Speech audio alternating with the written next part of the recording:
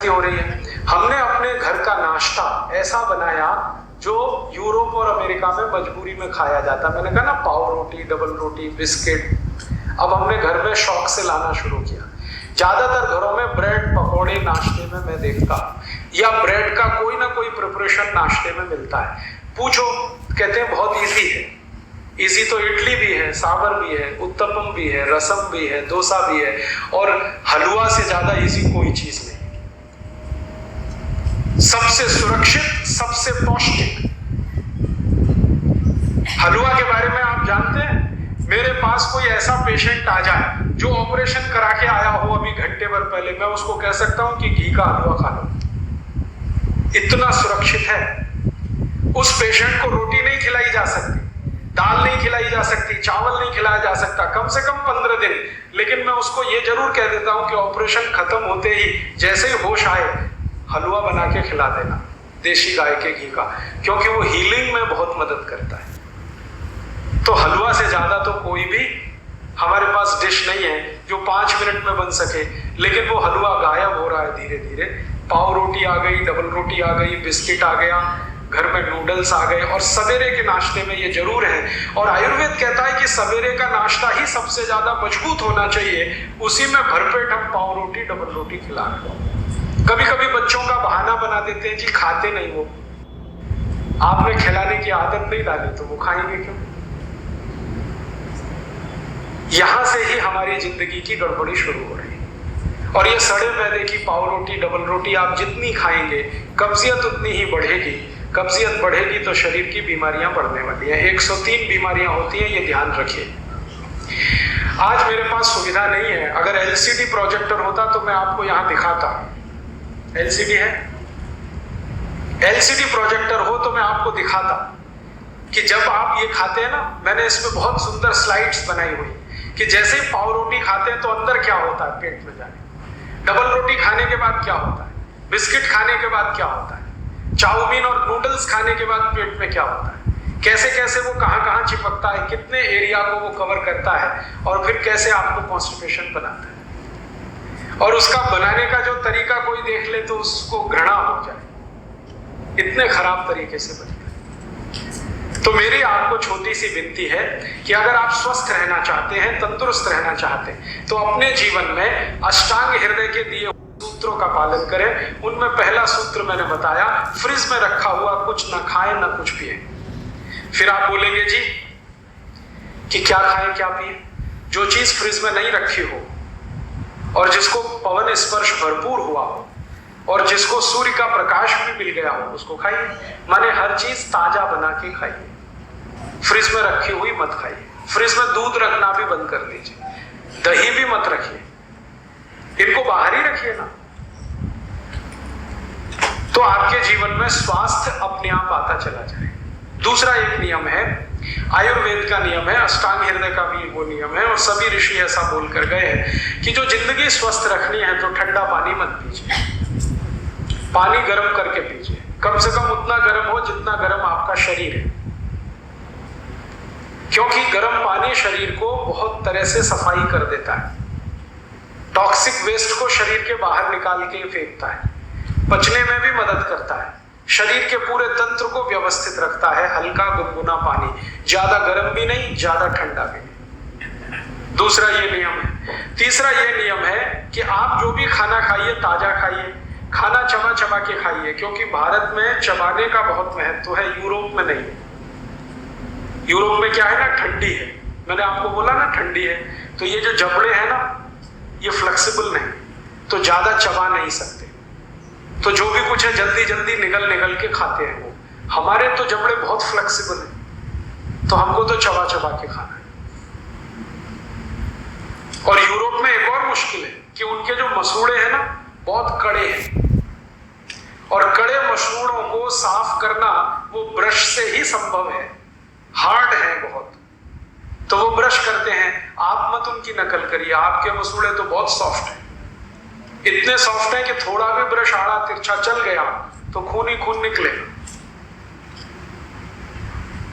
तो उनकी नकल करके टूथब्रश मत करिए। फिर क्या करें, दंतमंजन है हमारे पास, और अगर ब्रश ही करना है तो नीम के दातुन से अच्छा कोई नहीं।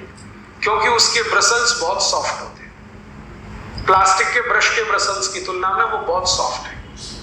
तो दातुन करना शुरू कर दीजिए, दंत मंजन करिए तो दांत अच्छे रहेंगे, मसूड़े भी अच्छे रहेंगे। पानी कभी भी ठंडा मत पीजिए तो दांत सुरक्षित रहेंगे, गला भी सुरक्षित रहेगा, पेट भी अच्छा रहेगा। हमेशा गुनगुना पानी पीजिए। और आप तो अगर जैन मानते हैं, जैन धर्म मानते हैं, तो आप जानते हैं कि ज्यादा देर रखा हुआ पानी भी मत पीजिए, क्योंकि उसमें जीव वृद्धि होती है। तो ताजा पानी बना के पीते रहे। ताजा पानी बना के माने हर समय हल्का गुनगुना करके पीते रहे। चौथा नियम ये है स्वस्थ रहना, निरोगी रहना, कि खाना खाइए तो खूब अच्छे से चबाइए, क्योंकि आपके मसूड़े तो फ्लेक्सिबल है, यूरोप में नहीं है। और इतनी बार चबाइए जितने दांत हैं आपके। एक दिन शीशे के सामने खड़े होकर अपने अपने दांत गिन लीजिए। किसी को 32 होंगे, किसी को 30 होंगे, किसी को 28 होंगे। तो रोटी का एक टुकड़ा मुंह में डाला तो उतनी बार चबाइए, जैसे 32 दांत है तो 32 बार चबाइए, 30 है तो 30, 28 है तो 28। खूब चबा के खाना खाइए। आयुर्वेद कहता है खाने को इतना चबाइए कि लार के साथ खाना मिले और पानी की तरह से उतर जाए, तो जिंदगी में कभी कोई बीमारी आने की संभावना नहीं। फिर ऐसे ही नियम है एक छोटा सा कि पानी पीजिए तो घूट घूट भर के पीजिए, जैसे गर्म दूध पीते हैं वैसे पानी पीजिए, सिप करके पानी पीजिए, ताकि ज्यादा लार शरीर में जाए। लार जो है ना, वात पित्त कफ तीनों को संतुलित रखती है। तो घूट घूट पानी पिएंगे तो बहुत लार जाएगी, गट गट गट गट पिएंगे तो बहुत थोड़ी सी जाएगी। एक स्वस्थ मनुष्य को जिंदगी भर स्वस्थ रहना हो तो हर दिन 4.5 से 5 लीटर लार की आवश्यकता है। वो सिप करके ही संभव है। और आप आज से ये शुरू करिए सिप करके पानी पीना। तीसरे दिन से आपको रिजल्ट मिलेगा। जिनको भी एड़ियों में दर्द है ना, 3 दिन में गायब हो जाए। अगर घुटने में दर्द है ना, 6-7 दिन में ठीक हो जाए। कोई भी जॉइंट्स पेन है, 12-13 दिन में चला जाए। कितनी भी भयंकर संधिवात हो, सिप करके पानी पीजिए। और एक सिप में उतना ही पानी लीजिए, 1 चम्मच के बराबर। उसको थोड़ी देर मुंह में घुमाइए, फिर पीजिए। अगर आपका वजन बहुत बढ़ गया है तो महीने 1.5 महीने में ही 5-6 किलो कम हो जाएगा अपने आप, बिना कोई दवा खाए, सिप करके पानी पीने से। अभी थोड़े दिन पहले मेरा एक दोस्त अमेरिका से लौटा है, उसका 140 किलो वजन हो गया था। तो उसको अमेरिका की जिस कंपनी में नौकरी करता था निकाल दिया, क्योंकि वहां नौकरी से निकालने में 1 मिनट लगता है किसी को। वहां जॉब कभी भी सुरक्षित नहीं है, सिक्योरिटी नहीं।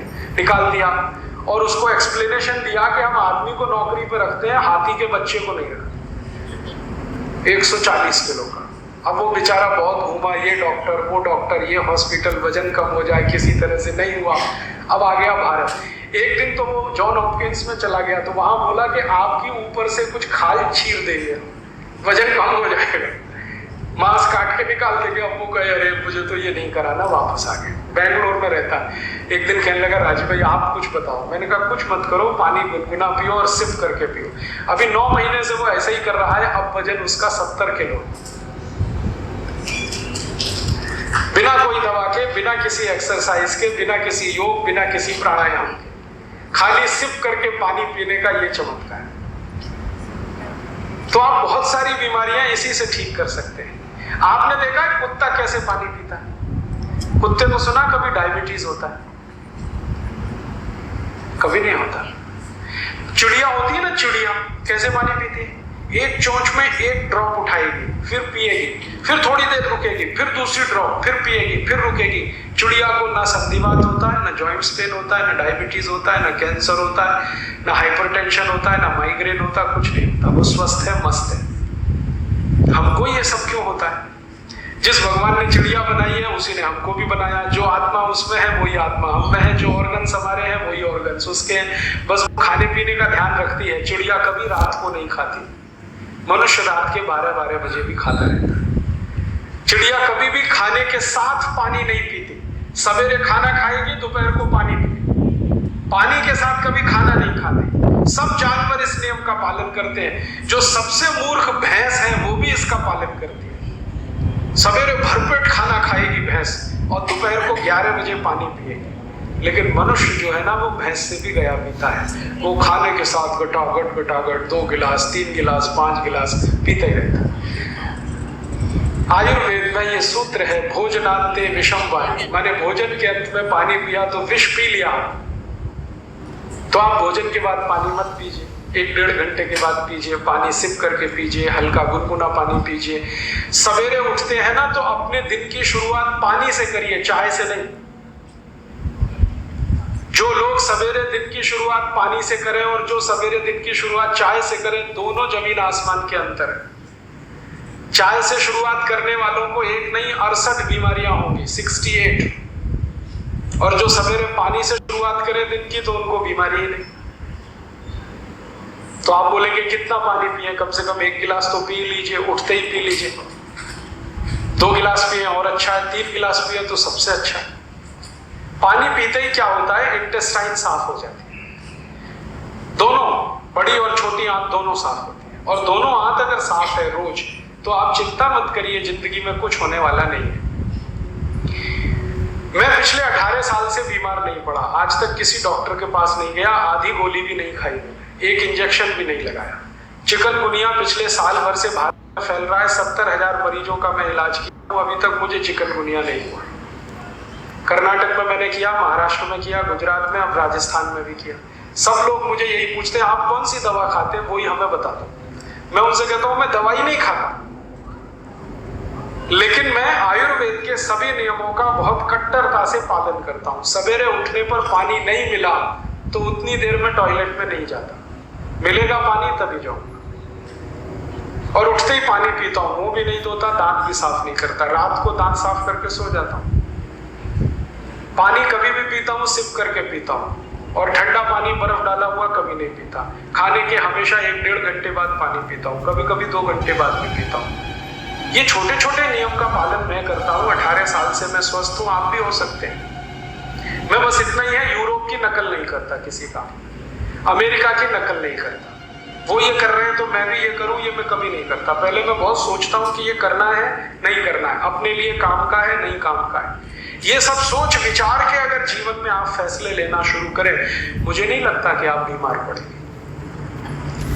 बहुत लोगों को छोटी छोटी ये बातें आप बताएं, आप स्वयं करें, आप स्वस्थ हो जाएं, परिवार स्वस्थ हो जाए, जीवन आपका सुखी हो जाए।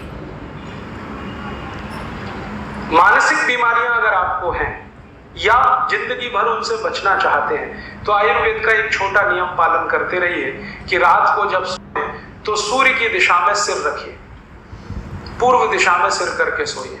और कोई बहुत मजबूरी आ जाए तो दक्षिण दिशा में कर लीजिए, उत्तर और पश्चिम को हमेशा छोड़िए। सोने के लिए नहीं है ये उत्तर और पश्चिम की दिशा, पूजा करने के लिए है, अध्ययन करने के लिए है, सोने के लिए तो पूर्व और दक्षिण।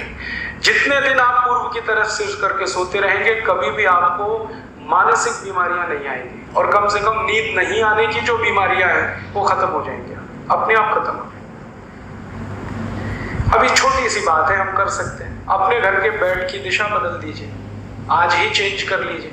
अगर बेड आपका फिक्स है तो उसको आज चेंज कर लीजिए, नहीं तो जमीन पे सोए तो फ्लेक्सिबल है, जब चाहे दिशा बदल सकते हैं। और 2-3 छोटी छोटी बातें हैं कि आप कभी भी खाना खाएं तो यूरोप और अमेरिका की नकल करके मत खाइए, जैसे कुर्सी मेज पे बैठ के स्टैंडिंग पोजीशन में। आप कहीं जाते हैं शादी ब्याह बारात में, बुफे सिस्टम है, तो पागल मत बनिए। आप अपना खाना थाली में निकालिए, कहीं आराम से कोने में बैठ के खाइए उसको। इसमें कोई हम छोटे होने वाले नहीं। हमको ये शर्म आती है कि सब खड़े होके खा रहे हैं, हम नहीं खाएंगे तो हम उनको मूर्ख तो वो है। आप कम से कम उन मूर्खों में इंटेलिजेंट रहिए। और कोई पूछेगा जी क्यों बैठ के खा रहे हो, तो उनसे कहो कि मेरे घुटने अभी काम करते हैं, कमर भी काम करती है, दोनों फ्लेक्सिबल है, हम बैठ सकते हैं। जब नहीं बैठ पाएंगे तब सोचेंगे खड़े खड़े खाएं। तो घर में डाइनिंग टेबल पे खाना ना खा के जमीन पे बैठ के खाएं। भारत में सबसे अच्छे खाने की पद्धति है सुख आसन में बैठ के खाना। और खाने के बाद 10 मिनट कम से कम वज्रासन जरूर करें, दोपहर को हो या शाम को। और दोपहर के खाने के बाद 20 मिनट विश्राम करें, पहले 10 मिनट वज्रासन, फिर 20 मिनट विश्राम। और रात को अगर खाना खाया तो 10 मिनट का बजट सकते हैं। जब नहीं बैठ पाएंगे तब सोचेंगे खड़े खड़े खाएं। तो घर में डाइनिंग टेबल पे खाना ना खा के जमीन पे बैठ के खाएं। भारत में सबसे अच्छे खाने की पद्धति है सुख आसन में बैठ के खाना। और खाने के बाद 10 मिनट कम से कम वज्रासन जरूर करें।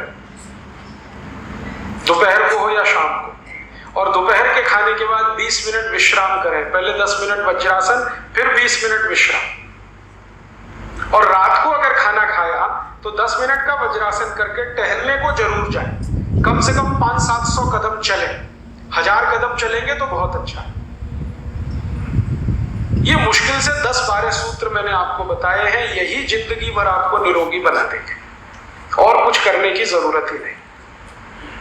वैसे तो कुल सूत्र 2000 से ज्यादा है, मैंने आपको 10-12 बताए हैं, क्योंकि ज्यादा बताऊं तो आपके दिमाग में बैठेंगे नहीं।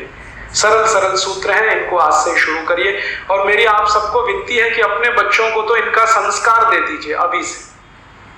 उनको आदत डाल दीजिए कि भोजन के साथ पानी नहीं पीना है, 1 घंटे बाद पीना है। फिर वो कहेंगे गले में खाना फंस गया, तो कहो लस्सी पी लो, दूध पी लो, पानी मत पियो। दोपहर का भोजन है तो लस्सी पिला दो, शाम का भोजन है दूध पिला दो, पानी मत पिलाओ, पानी 1 घंटे बाद ही पिलाओ। पानी हमेशा सिप करके पीने की आदत डाल दो उनको, जिंदगी भर पड़ी रहेगी। सवेरे उठते ही पानी पीने की आदत डाल दो, हल्का गुनगुना पानी पीने की आदत डाल दो। उनको जो संस्कार मिल गया तो वो फिर भूलने वाले नहीं और वो जीवन भर स्वस्थ रहेगी। और ये तो कुछ है स्वस्थ रहने के सूत्र। जो गलती से बीमारी आ गई अब क्या करें? तो एलोपैथी की दवा खाएं। एलोपैथी की दवाएं मैंने आपको बताया ठंडे देश में रहने वाले लोगों के हिसाब से बनाई गई है, इसलिए सभी दवाएं गर्म है। आप समझ रहे हैं मेरी बात? ठंडे लोगों के रहने वाले देश के हिसाब से बनाई गई दवाएं हैं, इसलिए सभी दवाएं गर्म हैं। और गर्म देश में रहने वाले इन गर्म दवाओं को खाएं तो भयंकर साइड इफेक्ट्स हैं। अभी मैं पिछले 2-3 दिन से भीलवाड़ा में देख रहा हूं, जिसने भी चिकनगुनिया के लिए एलोपैथी की दवा खाई है अभी तक ठीक नहीं हो रहा है। अभी भी यहाँ कंधे दुख रहे हैं, कमर दुख रही है, मुंह में छाले हो रहे हैं, खाना निगल नहीं पा रहे हैं, ये पांव सूज रहा है, ये घुटना सूज रहा है। और जिन्होंने ये एलोपैथी की न खा के 3 दवाएं ही सिर्फ होम्योपैथी की खाई है, वो 2-2 दिन में ठीक होके काम पे लग गए। यहीं से समझ लीजिए इस बात। एलोपैथी की हर दवा साइड इफेक्ट करती है। एलोपैथी में इस समय अमेरिका में एक बहुत बड़ा डॉक्टर है डीन ऑर्निश, उसने तो चिल्ला चिल्ला के कहना शुरू किया है कि एलोपैथी में कोई दवा ही नहीं है, यहां तो सिर्फ जहर ही जहर है, खा के मरना चाहो तो मरो। वो खुद ही कहता है, चिल्ला चिल्ला के कहता है। और आजकल डीन ऑर्निश पूरे अमेरिका में घूम घूम के, वो आपको मालूम है एमडी है, एमबीबीएस एमडी है, और वो गांव गांव घूम रहा है अमेरिका में और शिविर लगाता है।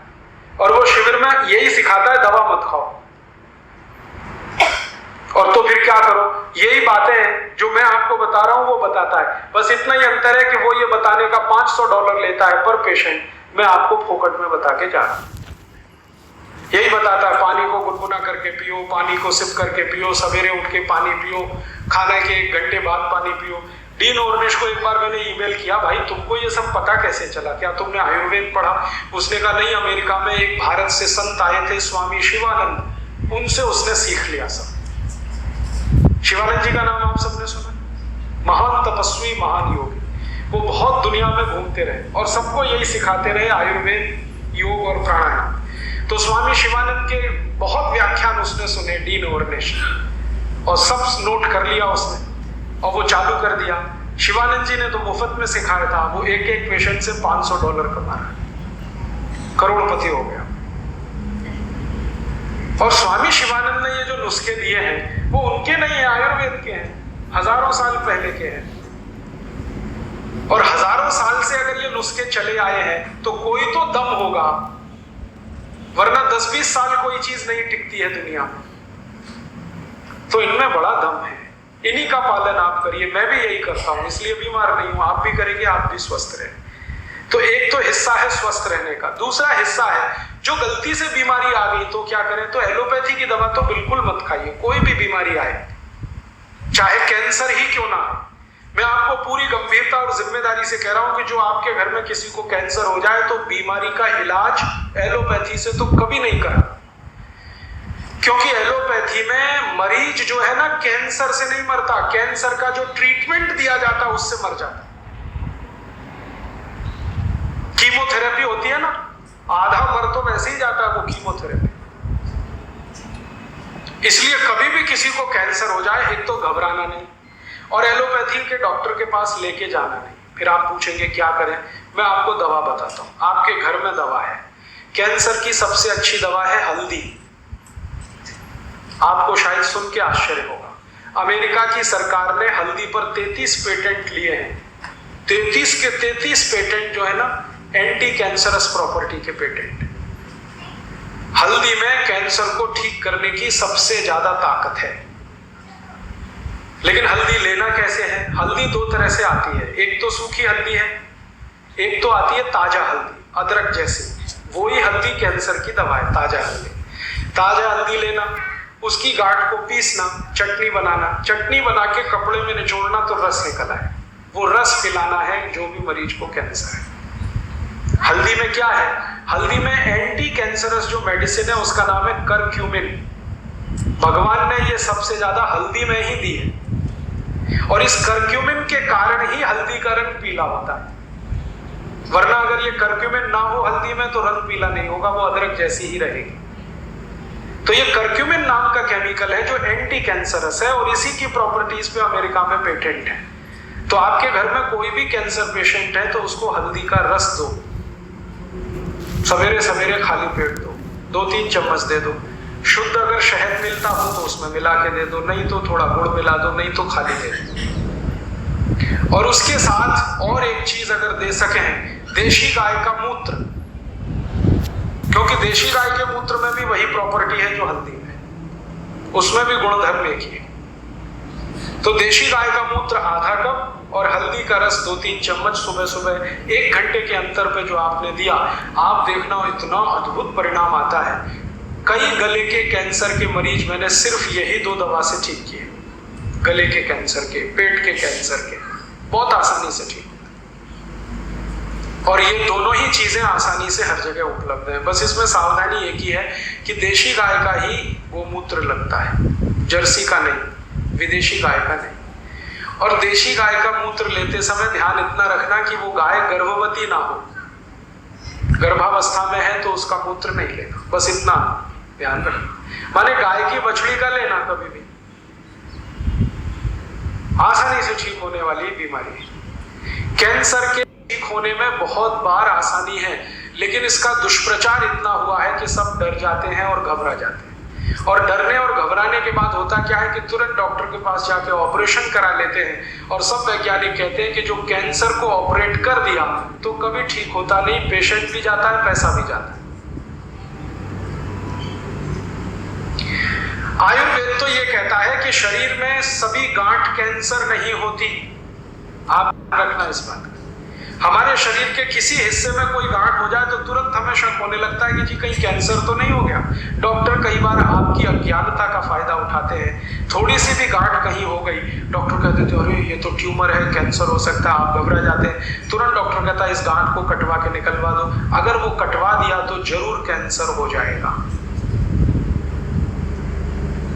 और आयुर्वेद ये दावे से कहता है कि जो गांठ शरीर में बनी है वो घुलती भी है, आप उसका एंटी करो, जिस कारण से गांठ बनी है उसका उल्टा काम शुरू कर दो, वो घुल जाएगी, अपने आप ठीक हो जाएगा। उसके लिए दवाएं हैं, बहुत अच्छी दवाएं हैं, घर घर में वो आसानी से उपलब्ध है। कोई भी गांठ शरीर के किसी हिस्से में हो गई हो ना तो सबसे अच्छी दवा है चूने का पानी। गांठ जो बनती है ना कैल्शियम की कमी से बनती है, और चूने में भरपूर कैल्शियम, सबसे सस्ता कैल्शियम का स्रोत है। माताओं बहनों में वक्षस्थल पर जितनी भी गांठें बनती हैं, ब्रेस्ट में ट्यूमर्स, वो सब आसानी से डिसॉल्व होते हैं। चूने का पानी है, 2-3 चम्मच ले लो, दही में मिला के खाओ सवेरे सवेरे खाली पेट, बहुत आसान है। नहीं तो चूना ही खाओ। अब चूना खाने का तरीका क्या है? पान में चूना लगा के खा लो, दही में चूना मिला के खा लो, पानी में चूना मिला के पी लो, ये सब तरीके हैं, लेकिन करना है ये सब सवेरे सवेरे। आयुर्वेद की सभी दवाएं खाली पेट सबसे ज्यादा काम करती है। अब तीसरी बीमारी बताता हूं, डायबिटीज हो गई, बहुत हो रहा है आजकल गांव-गांव, तो आप इंसुलिन लेते हैं। इंसुलिन बहुत खतरनाक है। इंसुलिन के बारे में सब डॉक्टर कहते हैं कि जो इसकी डिपेंडेंसी हो गई आपको, तो ये लेके ही जाएगी आपको दुनिया से, क्योंकि इंसुलिन बार बार लेने से किडनी खराब होती है, लीवर भी डैमेज होता है, और जो इंसुलिन लेने लगता है ना उसको कुछ भी हो जाता है, ब्रेन हेमरेज हो सकता है, ब्रेन स्ट्रोक हो सकता है, हार्ट स्ट्रोक हो सकता है, पैरालिसिस हो सकता है, कुछ भी हो सकता है, आंखों की रोशनी चली जाती है। तो आप कभी भी ये इंसुलिन पे निर्भर मत करो डायबिटीज के किसी भी पेशेंट के लिए। फिर आप बोलेंगे क्या करें, आपके घर की दवाएं हैं जो आयुर्वेद से आई हैं, उनका उपयोग करो। सबसे अच्छी दवा है मेथी का दाना, सब घर में है। तो जिनको भी डायबिटीज है उनको बोलो कि 2 चम्मच मेथी का दाना रात को पानी में डालें, सवेरे उठ के पानी को घूंट घूंट से पिएं और मेथी के खाएं। बहुत सरल इलाज है, 3 महीने में आप देखोगे शुगर नॉर्मल रहेगी। लेकिन शुगर नॉर्मल हो जाए तो ये मतलब नहीं है कि मेथी का दाना छोड़ देना। आगे कभी भी ना हो भविष्य में, थोड़े दिन खाते रहो। और जो और ज्यादा शुगर है, मेथी के दाने से नहीं मिट रही है, तो एक छोटा काम करो कि मेथी का दाना खाया, उसके आधा पौना घंटे के बाद करेले का थोड़ा रस पी लो, आधा कप, बहुत जल्दी ठीक हो जाएगा। और अगर इन दोनों से भी कब्जे में नहीं आ रही है, कंट्रोल नहीं हो रही है शुगर, तो तीसरा और आखिरी उपाय करो, जामुन की गुठली का पाउडर बना लो, वो चम्मच भर के गर्म पानी से फंकी ले लो, खाने के आधा घंटे पहले या आधा घंटे बाद। ये 3 एक साथ करो तो गारंटी से शुगर ठीक। बहुत आसान इलाज है, कोई साइड इफेक्ट नहीं है, कोई खर्चा भी नहीं है, ये सब चीजें घर में मौजूद है। जामुन तो सबसे सस्ता फल है। मौसम के समय में जामुन की गुठली खरीदो तो शायद 1 रुपए में 5-7 किलो या 10 किलो मिल जाएगी। सुखा के कूट पीस के पाउडर बना के रख लो। ऐसे ही अगर आपको जॉइंट्स पेन बहुत होता है, घुटने में दर्द है, एड़ी में दर्द है, कमर में, तो भी मेथी दाना अद्भुत काम करता है, क्योंकि वात से होने वाली कोई भी बीमारी में मेथी दाना अद्भुत काम करता है। और जॉइंट्स पेन सब वातज बीमारियां हैं, वात की होने वाली बीमारी, सब घर में मेथी दाना है। एक मेथी दाने को मैंने 48 बीमारियों में उपयोग करके देखा है, बराबर काम करता है। गंभीर से गंभीर बीमारी और आसान से आसान बीमारी में काम है मेथी दाने का। एक बहुत गंभीर बीमारी अक्सर माताओं बहनों को होती है। कोई माँ अगर गर्भावस्था में है तो बच्चा उत्पन्न होने के बाद उसका गर्भ अपने स्थान से खिसक जाता है, जिसको यूट्रस डिस्प्लेसमेंट कहते हैं। गर्भाशय का अपने स्थान से खिसक जाता है। अब डॉक्टर के चक्कर में अगर आप फंसे तो वो तो क्या बोलता है कि ये तो अब खिसक गया अपने स्थान से, तो इसको काट के निकाल दो। अगर काट के ही निकालना था तो भगवान ने दिया क्यों? मूर्ख तो नहीं है भगवान, कम से कम डॉक्टर की तुलना में तो मूर्ख नहीं है। हर डॉक्टर के पास एक ही जवाब है, काट के निकाल दो, काट के। और जिस माँ का गर्भाशय कट गया उसकी जिंदगी कट जाएगी। फिर पूरी जिंदगी उसको पीठ दर्द होगा, पाँव में दर्द होगा, घुटने दुखते रहेंगे और इतना दर्द होगा किसी दवा से रुकेगा नहीं। फिर जब उसकी मृत्यु होगी तो दर्द ठीक होगा। इतना खराब है ये। तो आप कभी भी कोई डॉक्टर के ये बहकावे में नहीं आना। वो ये कहता है ना गर्भाशय काट के निकाल दो, तो कहो जयराम जी कि तुम्हारे घर में बैठो, हम कहीं और जाएंगे और आप घर में इलाज कर लो। जो भी माता या बहन का गर्भाशय थोड़ा भी अपने स्थान से हट गया है, उसकी सबसे अच्छी दवा है यही मेथी का दाना। इसके लड्डू बनाओ गुड़ और घी के साथ, और वो माँ को रोज लड्डू खिलाओ सवेरे शाम। आप देखना 20-25 दिन में अपने आप गर्भाशय अपने स्थान पे आ जाएगा। अद्भुत काम करता है मेथी का। आपको नींद नहीं आती है तो आपका ये जो अंगूठा है ना, अंगूठा, इसके नाखून के दोनों साइड में मेथी दाने बांध के पट्टी लगा लो, बहुत गहरी नींद में सो जाओगे। अंगूठे के नाखून जहां खत्म होते हैं उसके नजदीक मेथी दाना रखो और टेप लगा लो दोनों तरफ, और आप देखो कितनी गहरी नींद आती है। बहुत अद्भुत काम करता है। किसी बच्चे को कान में बहुत दर्द हो रहा है, 2-3 मेथी दाने डाल दो, 5 मिनट ऐसे रखो तो दर्द बंद हो जाएगा। ऐसे कर दो, मेथी दाना निकल जाए। मैंने बताया आपको 48 बीमारियों में प्रयोग किया मेथी दाना। कभी भी ये ना नहीं बोलता, रिजल्ट हमेशा देता है। और हमारा घर कोई ऐसा है नहीं जहां मेथी दाना मिले नहीं। अद्भुत है, आप इसको जरूर घर में रखो, भरपूर इस्तेमाल करो। और ऐसे ही बहुत अच्छी दवा अपने घर में है दालचीनी। मेथी दाने के बाद दूसरी सबसे अच्छी दवा जो मुझे नजर में आई है वो दालचीनी।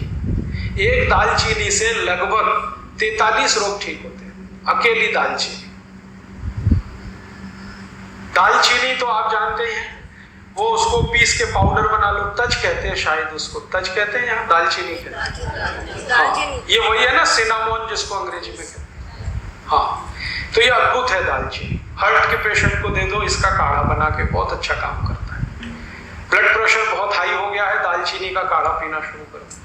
ब्लड प्रेशर बहुत लो है तो दालचीनी का काढ़ा पियो, थोड़ा गुड़ डाल के पियो। अगर आपको बहुत अच्छे पेट खराब रहते हैं, माने ज्यादा दिन पेट खराब रहता है, दालचीनी लेना शुरू करो। पेट के साथ ये संधिवात रहता है तो दालचीनी ले लो। कब्जियत रहती है तो बहुत काम आती है दालचीनी। मोटापा बढ़ गया है तो दालचीनी का उपयोग कर लो, बहुत अच्छे। ये पाउडर फॉर्म में इस्तेमाल की जाती है। ऐसे ही अपने घर में एक बहुत अच्छी दवा है धनिया। धनिया सूखा वाला और ताजा दोनों काम आते हैं। अगर आपको एनीमिया है, माने खून की कमी है, तो हरा धनिया पीस के चटनी बना के खूब खाओ, उसका रस पियो। और सूखा धनिया सबसे अच्छा काम आता है थायराइडिज्म। अगर हाइपरथायराइडिज्म है, थायराइड बढ़ा हुआ है, या हाइपोथायराइडिज्म है, घटा हुआ है, दोनों ही स्थिति में सूखे धनिए को पानी में डालो, पानी को उबालो और सवेरे सवेरे घूट पियो, तो लगभग 20-25 दिन में सब तरह का थायराइड खत्म कर देता सूखा धनिया। ऐसे ही आपके घर में एक बहुत अच्छी दवा है काला नमक और सेंधा नमक। आपको तो मेरी विनती है कि आप घर का नमक बदल दो अपना। पहले तो ये पिसा हुआ तो लाना बंद कर दो। आप या तो सेंधा नमक लाओ, नहीं तो काला, और वो डेले वाला लाओ। और सब्जी में नमक सब्जी बनाते समय डालो, सब्जी बनने के बाद नमक कभी मत डालो, क्योंकि सब्जी बनने के बाद नमक डाला तो वो जहर जैसा काम करता है। दाल बनने के बाद नमक डाला तो जहर जैसा काम करता है। और एक परंपरा बंद कर दो ऊपर से नमक डाल के खाने की। अगर कोई दिन आपको ऐसा लगता है कि नमक कम है तो कम नमक का ही खा लो, ये ऊपर से डाल के खतरनाक है। इसमें क्या होता है, दो चीजें होती हैं। एक तो जिसने बनाया है खाना उसका अपमान कर रहे हैं आप, उसको ये सिग्नल दे रहे हैं कि देखो तुमने नमक बराबर नहीं डाला है। भले आप बोले या ना बोले, उसको ये हर्ट तो करने ही वाला है, तो उसका अपमान कर रहे हैं और अपने शरीर का भी नाश कर रहे हैं। तो ऊपर से नमक डाल के तो खाना बिल्कुल बंद कर दो। थाली में नमक रख के बैठना, नमक जितना डालना है सब्जी बनते समय, माने उबलना चाहिए, नमक डलने के बाद उसमें उबाल आना चाहिए। ऐसे ये बुरक के खाना, ये तो बहुत खराब है। जैसे हम सलाद पे कई बार नमक बुरक के खाते हैं, ये बंद कर दो। अगर कोई मजबूरी ही है, बुरक नहीं है, तो वो काला नमक थोड़ा बुरक लो, और ये सफेद वाला तो बिल्कुल नहीं। तो इन चीजों से आप बहुत इलाज कर सकते हैं। नमक बदल दो, आपकी बहुत बीमारी चली जाएगी। और एक तो छोटी बातें बताता हूं कि आपके घर में कुछ ऐसी औषधियां हैं जिनको दुनिया भर के लोगों ने आज मान्यता दे दी है। उसमें से एक है तुलसी।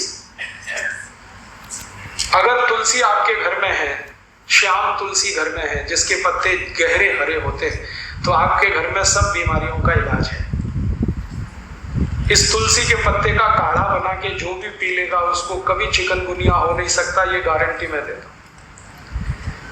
और चिकनगुनिया ठीक होने के बाद जो सब शिकायतें हो रही है ना, अभी दर्द नहीं जा रहा है, कमजोरी नहीं जा रही है, एक ही दिन तुलसी का काढ़ा पी लो तो सब चला जाए।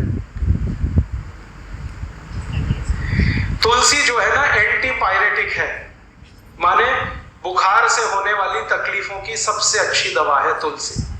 कभी भी बुखार आ जाए, तुलसी का काढ़ा कभी भी दो, भूलो ही मत। ज्यादा तेज बुखार हो तो तुलसी के काढ़े में अदरक का रस मिलाओ, नहीं तो सौंठ का पाउडर मिलाओ।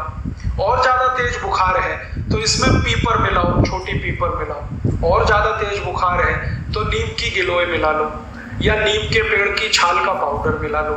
कितना भी तेज बुखार खत्म होता है। लेकिन मेन है इसका तुलसी, बेस है तुलसी। होम्योपैथी में दवाएं तुलसी से बहुत हैं, आयुर्वेद में तो अद्भुत दवाएं हैं तुलसी की। इसका भरपूर इस्तेमाल आप अपने घर में करिए, जैसे जैसे कर सकते हैं। आप में से कई लोग आश्चर्य करेंगे, मैंने स्किन डिसीज तुलसी से ठीक की है। त्वचा के रोग, सोराइसिस, इचियोसिस, एक्जिमा, 20-20 साल पुरानी बीमारियां त्वचा की तुलसी के रस से ठीक होती है। अद्भुत है तुलसी, आप रखो इसको घर में बराबर। और ऐसी तुलसी के जैसी ही एक बहुत अच्छी चीज है पुदीना, वो भी बने तो गमले में कर लो घर में। और इन दोनों से बराबर ही अच्छी एक चीज है एलोवेरा, वारपाठक।